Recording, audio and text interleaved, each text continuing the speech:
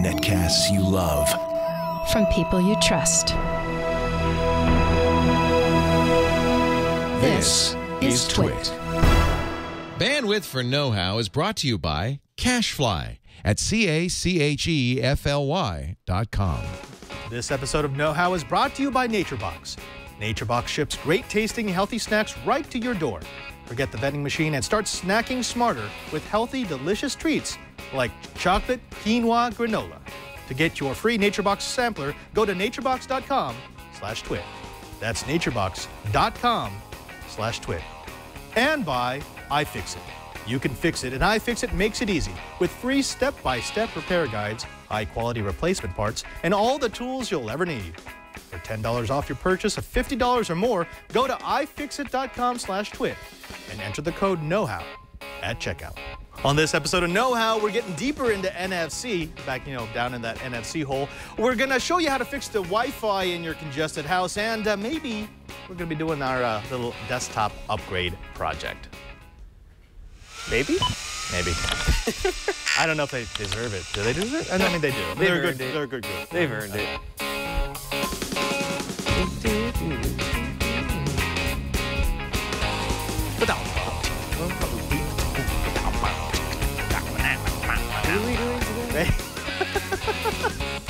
Welcome to Know-How. It's the Twitch show where we build, bend, break, and upgrade. I'm Father Robert Ballecer. And I'm Brian Burnett. For the next half hour Yeah, or so? give or take. 45, an hour? Depends on how long it takes to fill the knowledge hole. That's right, because we're all about the knowledge hole, folks. We're talking about that hole in all of us that just demands to know more, and that's what we do here on this show. Oh, Brian, before we get into some NFC stuff, because yes, I love me some NFC. I know there's some. It's been a hot topic lately, especially with the iPhone release, but the locked down NFC stuff. The funny thing is, no one talked about that until after it was released. It was just, it's going to have NFC. Then it's, not really. Well, I think maybe when I heard it had NFC, I just assumed, oh, cool, like finally iPhones have NFC. But I should have remembered, oh, wait, it's Apple, so we're going to put a gate around it and throw a blanket on it. I understand what they're doing. I mean, Apple's always about the experience, and honestly, if you use NFC wrong, you can really cause bad things. So Apple will probably include the other NFC features as they become available in the world. Right, and there is a little security NFC thing that I'll show you later, but we'll tease that for now. Okay, well, before that, let's talk a little bit about hackers and scammers. Oh, yeah. Have you heard about the Windows support hack? Scam? That's right. That's when you have errors on your Windows machine and you get a phone call from somebody saying they'll fix it for you? Yeah, it's typically how it works is you get a call from someone who says, "Hi, I'm so-and-so from either Microsoft or a company that's Microsoft totally has a team that does and they call you up. Yeah. They call you up and they say, "We've detected your computer having lots of issues. It's sending out traffic to the internet." And then as proof, they direct you to the log files. Now, the log files show you errors because that's what it's there for. Right. Log the errors. And so someone who doesn't know about this, they're going to get freaked out. They're going to go, "Oh my gosh, I guess my computer really is hacked." Yeah. And then they say, "Well, you know what? We're going to help you out. Let me remote control your computer, and I'll get rid of all the bad stuff, and I'll make sure it's secure." And so they have you download a program. It's a legit program that does remote control. So kind of like when we've talked about with RDP right? Stuff, or what do you use on the Mac? You use I use TeamViewer. Yeah, TeamViewer. It's the same thing. It allows someone else to remote control your desktop. Okay. And after that, they could do a number of things. Once they have control of your desktop, they could make it download malware. They could change some of your settings. They can encrypt your entire hard drive. That's and then use the it for ransom. Worst case scenario, right? They could just crypt lock everything. And then they'd say, "Oh, and if you want your computer back, it's going to be $600 in traveler's checks." This happened to a friend of mine, and he saw the mouse moving on the screen, and he unplugged his laptop and he didn't use it ever again. I was like, but I don't think that helped. It's still sitting on a shelf. He like put it under his bed and he never used it again. So. But actually he was smart. What you can do is just yank the network plug. If it's not connected to a network, they can't remote control it. But there's no better solution. Really? Yeah, I read about this over the weekend. There's a security researcher. I've actually met him at DEF CON. Brilliant man, who he heard about these Windows scams, and he was like, it's Windows people. Right. But then someone scammed his grandparents. Ooh. And he was ticked because he had to spend an entire day just cleaning off all the crapware that they had installed. Thankfully, they didn't crypt block it, but he was upset. He's like, wait a minute, no, that's not right. You know, you're taking advantage of people who just don't know better. Right. So he wrote a little piece of software. It's a module that runs in Metasploit. Metasploit is an exploit framework. It's a way for you to build up little hacking tools, right? I've heard Raphael Mudge talk about that on your show This Week in Enterprise Tech. Right. It can be misused, and so Metasploit does have that reputation as being a hacker tool, but it's really for security professionals who want to know, can I throw something at a system that I've secured that will get through? Right. Well, what he did was he wrote a module that attacks that remote control software. He does what's called a DLL injection. It looks like a text transcript that gets pushed into the DLL, which was it's the encryption. It's the communications protocol between the remote and the host. And it goes back to the remote side, gets unencrypted, gets turned into an executable. The executable runs. When it runs, you now own the scammer's computer. It reverses it. That is, so he found a vulnerability in the software that, that is so cool. It's called a zero-day exploit, so it hasn't been patched. Remember, this is legit software. Right, so this can be used for not malicious purposes. Exactly, but he's now figured out a way for someone who's getting scammed to run a Metasploit module and say, oh, yeah, okay, I'm not saying I would do it. I am saying that I have tested it. It works. But what I would do, most of these scammers are working off of a laptop. I would take over the laptop, take a picture of them, put their picture on my desktop, and then when they remote in, they go, they see a picture who's of this guy on my desktop? That's so weird. Is this the virus you're talking about? I think it's inside the computer. This just popped up. What does this mean? Can you make it go away? I can. Yeah. Now, there's a lot of legal things about this because it is still hacking. Yeah. But even if it's, for revenge, sweet, delicious revenge. Revenge is a dish best served salted? Room temperature. Oh, okay, perfect. But I mean, it's probably legally suspect. It's definitely ethically suspect. But if I actually got one of these calls, I'd probably try it. Yeah. On a virtual desktop. It's one of those, those feel-good stories where it's like, yeah, I know somebody who's been attacked by this, and finally somebody's fighting back. You don't have to lay down and just try and just take it. Yeah. And actually, we have folks in our G+ community. I think his name is Burlingame, but he does this. He doesn't use software, but what he does is when he gets one of these calls, because evidently he gets a lot of them, he tries to keep them online as long as possible. Yeah. It's just if I keep them on for 2 hours, it's 2 hours they can't be hacking someone else. That's right, and it does feel good to kind of make them run around in circles a little bit, make them work for it. Yes, I like to make people work for it, but you know what working makes me do? Makes you hungry? Makes me hunger. Gives you the Must have the food. Must snack. Oh, well, you may have guessed that I kind of snack a little bit. Occasionally. I hear there's occasional munching going on. There is some munching down in the no hole, but unfortunately, for a long time here in Twit, the snacks that we had were not nutritious. They were salty and sugary. Gummy bears and chips and lots of chocolate. And for someone who doesn't have very good willpower, a cup of noodles. That got me. But there's a better way now. In fact, we've done the better thing here at the Brick House because it comes in a box. We've taken, let's say, nature, and we've put it in a box. The goodness of the goodness of nature in a box. That's right, folks. We have turned away from those salty, sugary, really not great for you processed snacks, and turned instead to NatureBox. Now, NatureBox.com is the place to get healthy, natural snacks automatically to your door each and every single month. The ones that you want, the ones that you crave. These snacks are, they're free of GMOs. They're free of processed sugars. They're just good for you. They don't have any artificial ingredients. They have 0 trans fats, 0 high fructose corn syrup. What are you eating there? A little baked cheddar potato fries. Those are good. This is my only opportunity to eat these before anyone else gets to that. I will. That's right. Actually, there used to be Santa Fe corn sticks in here. Those are my personal favorite, but I think I ate the last. Yeah, the last one. The funny thing is, we've noticed the proclivities of the Twit Brick House because there are a lot of people eating the Santa Fe corn sticks. The coconut puffs, those are gone. The cheddar sticks are also mostly gone. there at my desk. But the ones that seem to stay around are dates. So we're not a big dates people, but that's what's so nice about NatureBox. When you figure out which ones you like, you put them into your monthly sample box. And it just gets to your door and it makes you feel better. Now you can drop the candy bar, you can drop the potato chips because they're not good for you. You do what we do now, where you get these natural, delicious snacks at naturebox.com. And we're gonna give you the chance to get free snacks with a sampler box featuring 5 of their most popular snacks. Now, you'll find snacks that are low in sugar and gluten-free. You'll find spicy and sweet and savory. You'll find all the different tastes that you may like, including, oh, those are good. The sriracha roasted cashews, those are fantastic. So in the afternoon when you get hungry like I do, rather than reaching for a candy bar that's high in processed sugar, you can reach for a bag of naturey goodness. I've got my pack right here.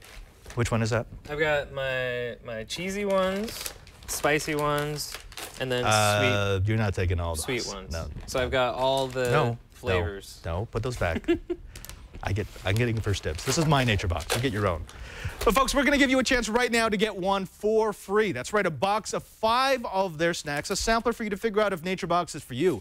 Start your free trial by going to naturebox.com/twit. Stay full. Stay strong. Start snacking smarter. Go to naturebox.com/twit. That's naturebox.com/twit. And we thank NatureBox for their support of know-how. Wait, do it. Toss the box. Toss the box. That one went a little further than it usually does. You know, we have to use that in other ads. Well, I already gave some away to the audience. So if you come in. Wait, which ones did the audience get? I gave them the ones I just had, the cheesy sticks. Those, I really like those. Yeah. Okay. My personal favorite still has got to be the Santa Fe corn sticks. I don't know why. You keep saying that, and I never see them. Well, I always intend to like take a little bit, and then I just end up going like.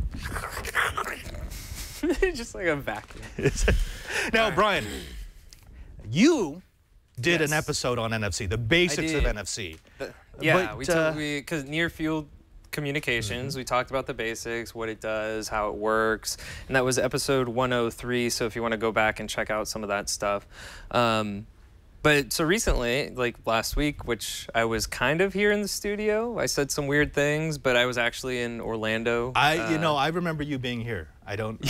In fact, Alex, do we have video of Brian in the studio last week? I mean, he was in the episode, right?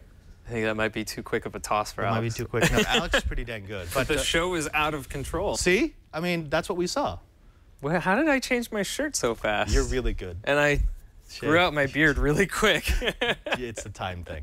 No, but okay, now you're going to show us some more advanced NFC techniques. Right. So, like we were saying earlier, NFC has been a pretty hot topic because it's now coming out on the new iPhone edition. So, time to refamiliarize some people with NFC. I was in Disneyland. I was at Disney World, and they've implemented a system with these wristbands. Oh, Thank you, Alex. And this reminded me of like how convenient NFC can be when done right. And so what you do is when you get to the park, you can get one of these wristbands. They tie your pass to the NFC tag, and then when you go up to a ride or something, you just tap it, and it's like, oh, this is the time that you're supposed to be here for the ride. Like, go right ahead. And it's just like it's streamlined everything, and you can attach payments. So like Google's been doing this for a while with Google Wallet, so that's been a nice thing for Android users, but it's not like super popular. You can't do it everywhere. But because Disney has kind of a closed system, you know, this worked at all the restaurants in the park, tied to my credit card. You know, it worked, and it was nice. It was really convenient. So I started trying to think of like, well, what other ways can I use NFC to kind of make things easier for me? And my daily phone that I use is a Moto X. And they have something kind of cool, and not all Android phones can do this, but the ones that you have to. Are you stealing snacks off the table? No, I don't know what you're talking about. You do have to have a rooted Android phone if you want to try this next tip that I'm going to show you. But for Moto X users like myself, there's something called the Skip. These are little NFC tags that you can attach to your belt loop, your collar, your shirt collar, or I was even thinking, I just got the Moto 360. It'd be really neat to tie one to my band and be able to tap my phone and unlock it. Because I've encrypted my phone for safety reasons, and that means you have to have a PIN code. And while it's just a 4-digit number that you plug in, it's still kind of a pain that every time you turn on your phone, you have to put in the PIN. This way, you can use an NFC tag just to unlock it right away. Nice. Now I know there's going to be some people who are saying, but wait a minute, now you're putting your PIN into something that someone else can steal, and that's true. I mean, but it does mean that they have to take both the phone and the clip. They can't just take one, they got to get both of them at the same time. Right. And the nice thing about NFC, you have to be really close to use it. Right. So it's not like someone could take, because what I've done is I put a tag on this little phone stand that I use every day at my desk. So somebody could steal this, take it, but unless they have my phone right next to it, they're not going to be able to unlock my phone. So, and if someone has physical access to your phone anyway, you're kind of SOL. And I remember I read a paper once that said people are far more likely to see you entering in your PIN than being able to take your clip. There was an article where somebody was saying you could use Google Glass to record someone typing on their keyboard or putting a PIN on their phone, and then it will calculate where their finger is. Just by where the finger is, where the shadows fall, and the sound. Because the frequency of the taps actually tells them how far away each one of those numbers was. Yeah, and if you don't actually have to type anything, but the device is still encrypted, that actually is a decent solution. Yeah. Okay. Man, I feel like we're living in the Blade Runner or something. Right? When like cameras can calculate where you're typing on something. I remember there was a short story I read a long time ago. It might have been a Gibson story about being able to like rewind past events because of the number of like the shadows. Like you can actually calculate shadows based on residual radiation and such. But you know, it's like this idea of being able to see things that you shouldn't be able to see. It's kind of cool. Okay. But I'm sorry, that was a tangent. We're getting off topic, but I like talking about this. Okay. Show me how this works. So anyway, all right, so I have my Moto X here right now, and typically if I wanted to get into it, I'd have to put in my PIN, but as I have set up this NFC tag here, I can just set it on the thing, and it unlocks. So when I sit down at my desk, I can just turn on my phone and set it on the dock, and I don't have to worry about it. Now that's built into the Moto X, but you could do that on other phones, but you'd have to run some sort of app, right? You'd have to root it because by default, you don't have permission to... NFC won't be on if you don't have your PIN in. If your screen is locked. So that's why you would have to root it. But... So in other words, don't do that. Because if you root it in order to insert an NFC command before the lock screen, all sorts of bad things can happen if the phone's not designed for it. But this one is. This is good. This is pretty good. So if you do the skip is like $10 or something like that on. But it's just an NFC tag, right? It's just an NFC tag. So if you want, I bought like a pack of 15 for $5. So these little tags all come in blank, and then you can write to it. So this is how you'll set it up, though, if you want to do it. You go into your settings. Oh, let me go up and out of the glare. Go into your settings, scroll down to security, and then since I've already enabled NFC unlock, I'll go into it to manage, but it'll be one of the options under, do you want to do gesture control to unlock, PIN to unlock, or NFC to unlock. So you'll go to the NFC to unlock option. Oh, you can show this PIN, it's fine. And then I want to add a pair additional Moto skip dots, or other NFC tags. So right here, it shows the little menu. I'm going to put the NFC tag underneath. No, not fail. First, we need to make some room. All data on the NFC tag will be erased. So this is a blank NFC, so we'll just erase whatever data is on it. To unlock your phone, simply tap the NFC tag at the back of your phone when you're on the lock screen. And remember, NFC needs to be enabled from the Motorola skip and skip dots to work. So you have to go into your settings and make sure NFC is turned on. And now it's set. So if I lock my phone by hitting the power button, it comes back to the PIN screen, unlock. Nice. I mean, if you've got a Motorola X, there's no reason not to have that. I mean, you really probably should. But here's the thing. It only lets you program one tag at a time, or multiple tags? It will allow you to do multiple tags. I did run into a snafu when I did one tag with a different PIN, tried to make another tag with a next PIN because I was preparing for the show, so I did a different PIN and it didn't work. Right. So if you can do multiple tags, just don't change your PIN in between those tags because the former tag won't remember. Right. And me and Alice kind of played with it last night, and we scanned the tags, and there's no like plain view text or any way of reading your it's PIN all or anything encrypted. like that. It's all hashed. Yeah. Now, the one thing I will say is when using tags to unlock the security features on any device, you have to treat the tag differently than you would say like a USB drive. Right. Make sure it's secure. Make sure it's in a place that you can control. And I would even say, don't make more than one of those at a time. If it's going to be your password, make sure that you have the one, and so that if you can't get into your device, you know you've lost it, and you need to make another one and destroy your old PIN. Right, and that's why I have one on my nightstand at home, and I have one on the dock that I use at work, and that's it. But there are other nifty NFC tags that you could get, because there's actually a Ring one that you can get that has NFC built in that you can write to. Right. And that's a little bit more discreet. Like, nobody's really going to assume that you have an NFC tag on your ring. I tried to use the Disney bracelet again, but I think they have it pretty locked down. They locked it down. Yeah, so I couldn't write to it. I could read it, but it wasn't anything that I could do with. There are one-time use NFC tags where you can write it once and then you cannot rewrite. You cannot overwrite. You can lock these too from the program. If you go back to episode 103 and see the NFC Tools app that I used, you can lock NFC tags, and then the only way that you can change them is to erase them. Fantastic. Well, what are we going to see next for NFC? So the next thing is using NFC to tie actions together. Okay, this is what we wanted. Yeah, so sometimes when I get to work, I want to check in to the Twit Brick House, and then I want a text message or an email to go out to let my significant other know that I arrived safely, because I ride a motorcycle. It can be a little dangerous. She worries about me. So the next tag, or the next app that I'm going to use is called Trigger. And this app is pretty handy because it's free, and it comes with a lot of different things that you can trigger. Yep, there it is.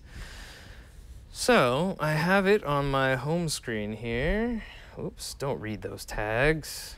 NFC is so handy. Okay, so here's the app. I'm going to open it up real quick. And I've already created a task where I check into the Brick House Studios, and then I will send an email to myself. That's what I was testing earlier today. But I'm going to make a new task. So I'll hit the plus button up here. And it's pretty straightforward. So add one or more triggers by clicking the above.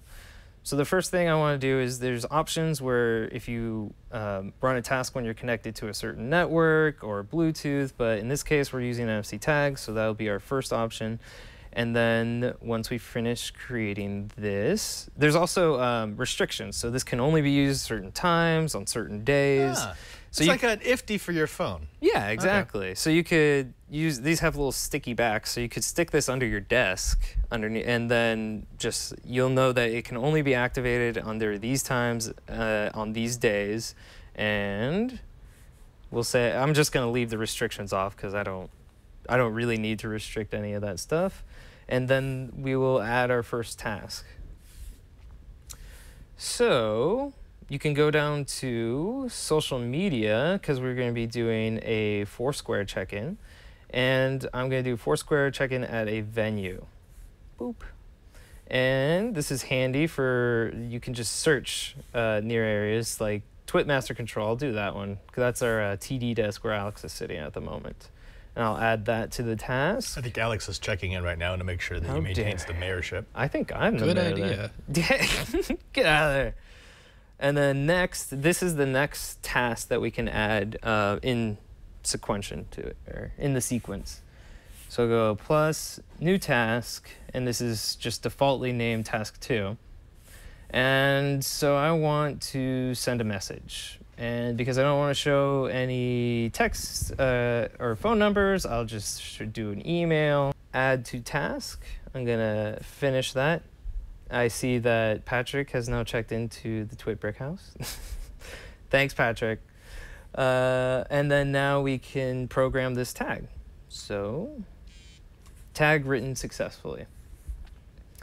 So, done. You could use a combination of triggers from date, time, connected to different networks. It sees various Bluetooth devices. So, like for example, think of everything that might happen when you get close to your desk. If you're going to be close to your desk at work, there's going to be a particular Wi-Fi signal that it will see. There will be a Bluetooth signal that it will see from the computer. Right. It will know that it's probably going to be between the hours of 9 and 5 because those are the typical daylight hours. Yep. And then it can trigger something that says, writes to Lisa and Leo and says, hey, I'm at work. See, I'm on time. And you wouldn't want once. to do that, but you could do that. That's very cool. Yeah, I like that whole idea of being able to take various parameters that your phones can see and make it do a task based on those parameters. Right. It's the sequence of events that you can tie together, and you don't have to. It just simplifies it, and we'll see if it works. Right. Fantastic. So I'll tap the tag. The trigger loads up. Task 1, task 2, you can at the very top, it's kind of hard to see. There you go. So I should have checked into Twit Master Control. I'll double check that on Swarm. Boop. And if Swarm works. Swarm stopped. And I should receive an email in just a little bit that, yep. There you go. I just now checked into Twit Master Control, and I believe soon it should send me an email. Yeah.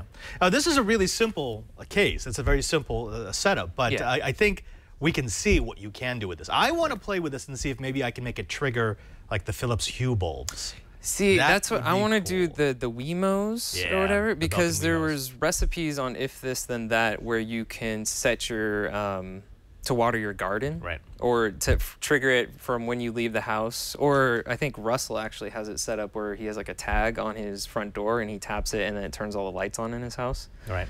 But he's gone way deeper. He's gone way way deeper, way deeper. Now, we got to go on. We got to move on to the next segment. But before we do that, I want to thank the second sponsor of Know How. You know them. Oh, yeah. I use their them. stuff. It's iFixit. Now, what is iFixit? iFixit is our one-stop shop, our place that we go whenever we need tools to do a project here on Know How. If we want to do a teardown, No Doubt. If you want to do a teardown, you want to do a fix, you want to repair something or modify a product, iFixit has got you covered. Because they're not just about tools, they're about information. They're about giving you the guides and the step-by-step manuals to be able to fix pretty much everything that you own. Now, iFixit is a free online repair manual for everything. Just think about that way. They have more than 10,000 repair guides for everything from electronics like your smartphone, tablet, and game console to your home appliance, your clothing, and even your bike. They also have foolproof instructions to fix all your stuff. I've used it more than once where I do want that step-by-step, not just the overview, but tell me exactly what I have to do to fix the product that's busted. If you've shattered your iPhone screen, if you need to repair the red ring of death on your Xbox, or swap the battery on your Galaxy S3, iFixit has got you covered with parts, tools, and repair guides. Now, right in front of us, this is our bread and butter. This is the iFixit 70-piece toolkit, the Pro Tech toolkit. It's got everything, all the bits that you might need, 70+ tools to assist you with your mods, your malfunctions, or your misfortunes. This toolkit is the gold standard for electronics work, from garage hackers to the CIA and FBI, but more importantly, their unique tools are used by repair technicians everywhere. Now, this includes a 54-bit driver kit with 54 standard, specialty, and security bits, Philips bits, small and large electronics, or Pentalo bits, which are for iPhones and Macs. It's those special bits that you need to open up those devices, Torx and Torx security bits, Tri-Wing bits, that are popular with video game consoles, and the triangle bits that they use at McDonald's. So if you want to hack a toy, this is the kit to use. They've also included the swivel top precision driver, which I really like, and an extension, so that if you need to get into those hard-to-reach places where the screw head is at a strange angle, this is how you do it. They also include ESD-safe precision tweezers for delicate manipulations, like watches and clocks, as well as anti-stab wrist straps that keep your devices safe from accidental discharge. They've got a nylon spudger, metal spudgers, and plastic opening tools for prying, scraping, and just about everything. It's only $64.95, and it's backed by a lifetime warranty. If you're a hobbyist or a DIYer, this is what you should get. Or if you've got a hobbyist or a DIYer in your family and they've got a birthday coming up, why not get them the gift that keeps on giving? Now with iFixit, you can fix it yourself. Visit iFixit.com/twit for more than 10,000 free step-by-step guides. iFixit also sells every part and tool that you need. Enter the code KNOWHOW at checkout and you'll save $10 off any purchase of $50 or more. That's iFixit.com/twit. iFixit.com/twit. And we thank iFixit for their support of know-how. Well, what do you say we get onto some Wi-Fi? Ooh, yeah. This is this a tank or is this a router? This is Link's. This is new AC1900. It's a nice device. You may not have this, but we do have a member of the know-it-alls who has an issue with Wi-Fi in his house. If you go ahead and bring up that post, Alex, this was from Don Burgess, who said, "Hi, this may have been covered in a Know-How podcast, but I have a 3,600 square foot house where my internet modem and router are upstairs, and I need Wi-Fi coverage upstairs and downstairs. I have a TP-Link dual-band router upstairs with a Cisco dual-band router running DDWRT downstairs. My house is not wired with Cat5, so I am using a PowerLink connection between both Wi-Fi routers and having a big drop in speed between the upstairs Wi-Fi and the downstairs Wi-Fi. Is there any other way to speed up the two connections without drilling holes in the wall to put a line in between? Can someone point me in the direction of solutions or remind me of a know-how podcast that I might not have seen?" Well, Don, we've got a couple of suggestions for you. I know that in the forums, in the community, people were suggesting we'll use a Wi-Fi repeater. I would say that's absolutely the last resort, because Wi-Fi repeaters, especially like inexpensive, cheapy ones, are basically signal jammers. So what a Wi-Fi repeater will do is it will receive a Wi-Fi signal and then it will rebroadcast it. The problem is most of those don't have really clean chips, don't have really clean power amplifiers, so you end up with a lot of noise. Oh, and then so you just don't end up getting good speeds. You just, I mean, you'll get something, but it'll be horrible. Yeah. It'll be bad. It's just kind of wasting your time. The first thing you want to do is you want to see what Wi-Fi signals are in the area. There's any number of free utilities. I'll let you find it either for your Android, your iPhone, or your laptop. Something like Wi-Fi Analyzer or NetStumbler. They will all tell you what Wi-Fi networks you can see in your area, because that's the first thing you have to do. Make sure that your APs are set to a channel that's not being used, and make sure your APs are only on 1, 6, or 11. Those are the only two channels. Anything else, you're just causing interference.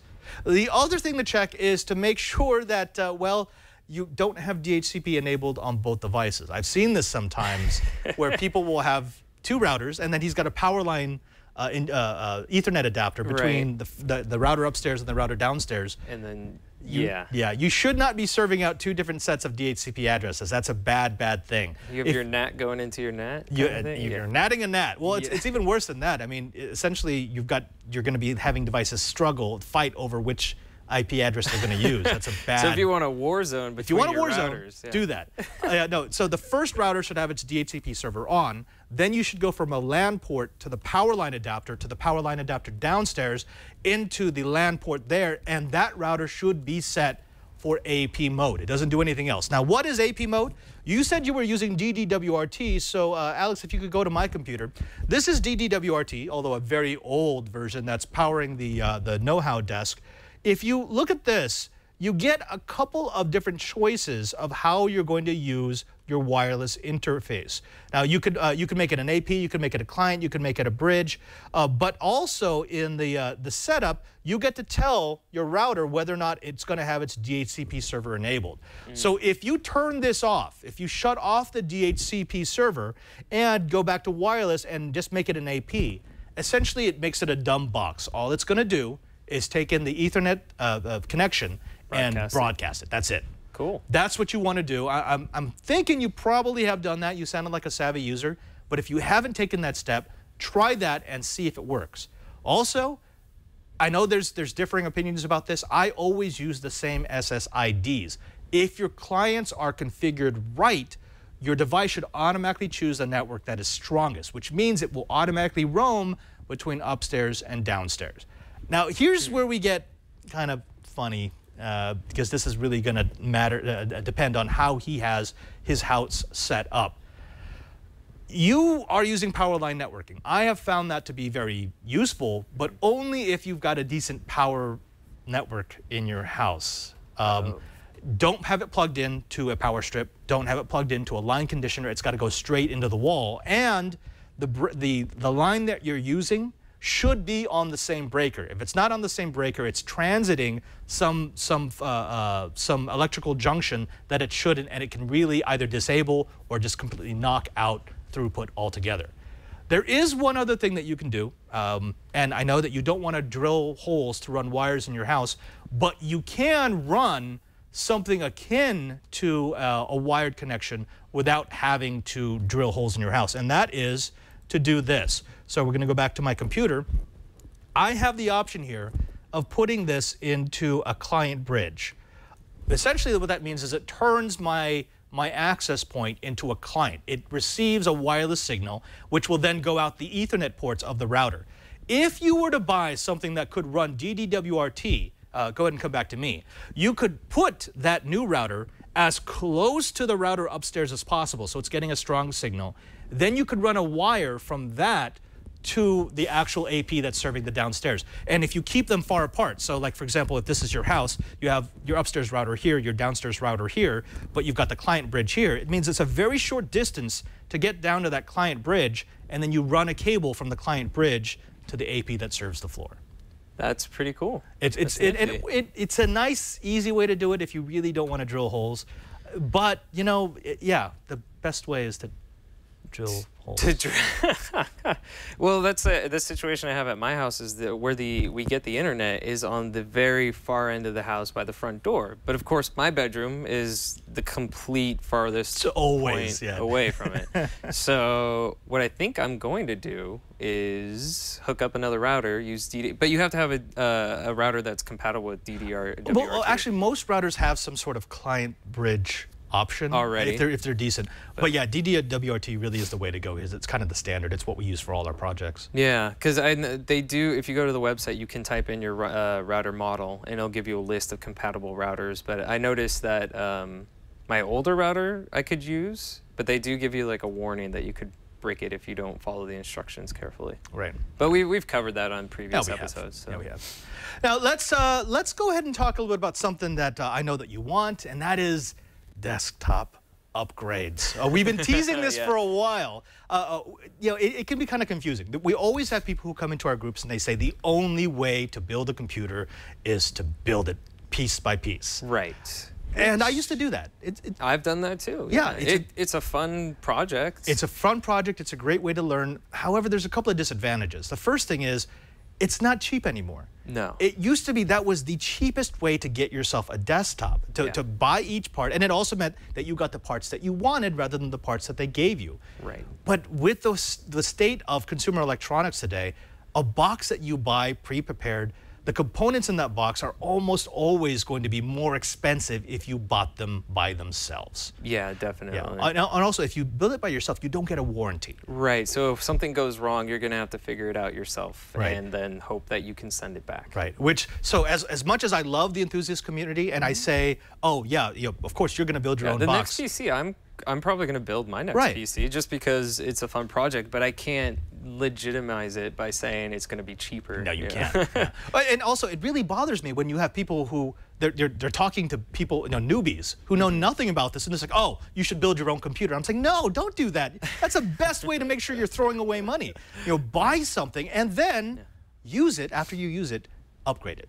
Well, especially if you're not looking for a project, you just want to start using it and playing games, then you should maybe buy a prepackaged and then put your own graphics card in it, or upgrade the graphics or SSD or something like that. But maybe you want to know which is the best bang for your buck, which gives you the best performance. And that's what we're going to do. Over the next couple of weeks, we're going to be doing a series of episodes that show you what each upgrade can give you. Right. We're going to upgrade the memory, we're going to upgrade the video card, we're going to upgrade the hard drive to tell you, okay, this is where you should spend your money.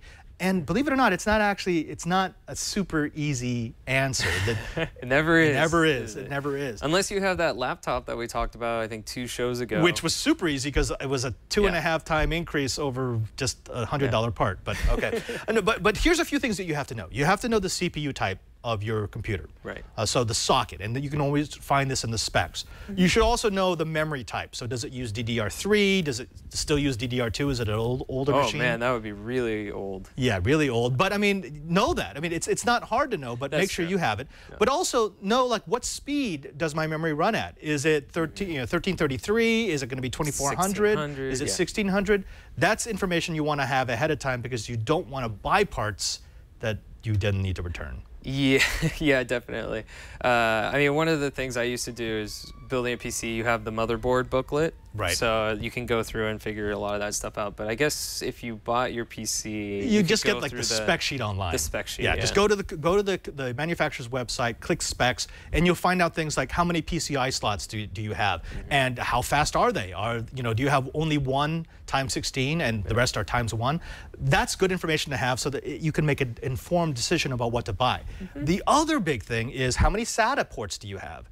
Some of these boxes are, being budget boxes, only have 2. They had one for the hard drive and one for the CD-ROM drive. Well, if that's the case, then I can't put 4 SATA drives unless I want to put another interface card. Right. And then I think the one that a lot of enthusiasts will like is how big is your power supply? Oh yeah. If it's a price performance box, they probably put a power supply bare minimum. That was bare minimum, which means if you're going to be putting a huge honking video card into it, you're going to need to upgrade the power supply. Yeah, that's true. Okay. Power supply is probably one of the first things you want to look at. Yeah. Because a bad power supply, if that does go south, then there goes the rest of your computer. Yeah, you just blew it up. Yeah. But we're going to take you through the first segment, and that's all about memory. Alex, roll it. We started with an AG3 Predator gaming desktop from Acer. We reviewed one of these champions of the price performance budget box a few weeks back on Before You Buy and couldn't recommend the box enough for turnkey gaming. Our Predator was equipped with an Intel i7 CPU, an NVIDIA GTX 660 video card, which is powerful but aging, 8GB of DDR3 memory, and a 1TB 7200 RPM rotating drive. So there's definitely room for improvement, but the question is, what should we spend our money on? The first thing we needed was a baseline for performance comparison. We ran PC Mark 8 on the machine's default configuration, and it earned a conventional score of 3934. With the baseline set, it was time to get upgrading. The first part we decided to upgrade was the memory, for the simple reason that it's the easiest system component to upgrade. Some like to go with the lowest price memory modules that they can find, but I'm not one of those people. Bad memory is horrible, because it can cause intermittent hard-to-track problems in a high-performance system, problems that can masquerade with symptoms that point to the video card, the storage device, or the CPU. It's best to get memory you know will work and be done with it. As with all installs, make sure to disconnect the power supply, then follow your manufacturer's directions for opening your case. Since you're going to be handling electronics, make sure that you've grounded yourself to prevent static discharge through the sensitive components that you're handling. The iFixit strap is perfect for the job, though I use a strap connected to my ankle to free up my hands. The Acer Predator uses a compact chassis, so we needed to remove the video card to access the system memory. Typically, you want to first pull the power plugs from the edge of the card, then remove any mechanisms that secure the card to the chassis. A small plastic tab on the PCI Express slot allows you to pull the card free from the motherboard. Our PC has 4 memory slots, but rather than pick up 4 generic 8GB sticks, I decided to go with a matched set of 4 from Kingston's HyperX Beast line. Our kit included 4 8GB DDR3 2133 MHz memory modules, complete with heat spreaders. Though the kit will set you back about $330, that price is about average for 32GB of high-performance memory, and these modules come with a lifetime warranty. Motherboards have plastic tabs on each side of their memory slots that allow you to remove the current memory parts simply by pressing down and away from the slots. With 2 4GB memory modules in the machine, we could have just added 2 8GB memory modules for a total of 24GB, but since we bought a matched set, we went ahead and replaced the existing memory. Once the old memory parts are out, line the new ones up with the socket.